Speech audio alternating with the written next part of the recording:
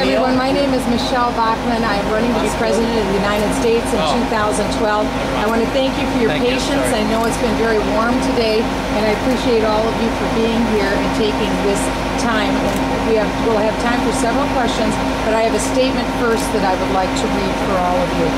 And it's this: better late than never is no way to conduct United States foreign policy.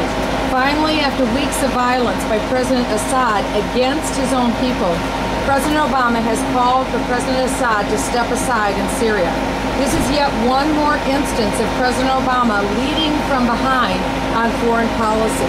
The president should have acted weeks ago to call on President Assad to step down when his regime started slaughtering and oppressing his own Syrian people. By this count now, it's thousands of Syrians. Syria has long been a state sponsor of terror. It is one of 4 state sponsors of terror listed on the State Department's website. Allied with Iran, they are unwilling to conclude a peace deal with, and they are a direct threat to the United States ally and best friend in the Middle East region, the State of Israel. They are also seeking to become a nuclear-armed nation, and clearly it is unacceptable for Syria to become a nuclear-armed nation. But the president has taken his eye off of Syria and Iran, which unfortunately has strengthened their adventurism.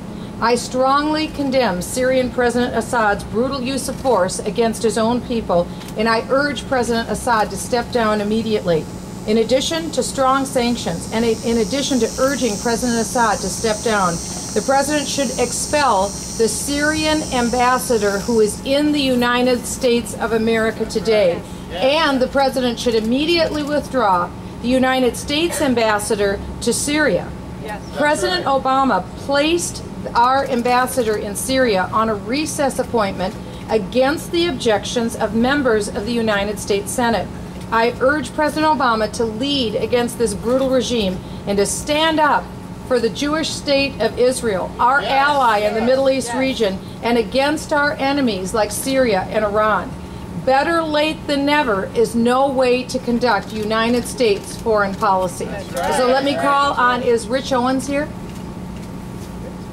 Hi, Rich. Yeah, say Representative Bachman, a couple of things I just want to ask you about. One of the things you said up there is if and when you become president, you're going to confront the real enemy and take away all the PC business. What exactly do you mean by that? What I mean by that is that, number one, I will stand up against a nuclear Iran. That is not acceptable in the Middle East region. That is the center of the universe of the problem of the conflicts in the Middle East. Second would be a nuclear Syria. And right now, there's a signal of weakness that President Obama has sent across the world. As President of the United States, I will have, with my policies as President of the United States will be respected again as the world in the world. And we need to understand who the enemy is. We need to confront the enemy, who they are, and we need to not look at origin or background. We need to look at their motivation, who they are, what their methods are to defeat the United States, and in return, we need to defeat them. That's right. And what is not PC about doing what you're saying? Aren't they already doing that by trying not to look at origin and skin color? I think one thing that we see across the United States, people feel that the president is not accurately viewing the threat that is facing America today. That's what I will do. I will not lead from behind. Jamie Novogorod. Hi, Congresswoman. How are you? Sure. Hi. Hi. My question is about your comparison between the federal government's management of its budget and Enron. Did Enron collapse because of financial mismanagement or because of fraud? Enron had problems with their bookkeeping, there's no question. Enron made a huge mistake in their accounting errors, and as a result of that, the United States Congress passed Sarbanes-Oxley to be able to take companies into a realm where their accounting books reflect more accurately the true value of their companies. People know Enron as a company that was mismanaged and not managed well. Had they managed themselves correctly, they wouldn't have come to the point of collapse. That's what we need to see in the United States. We want to encourage companies to have proper oversight of their companies, but at the same time, we want them to be able to grow.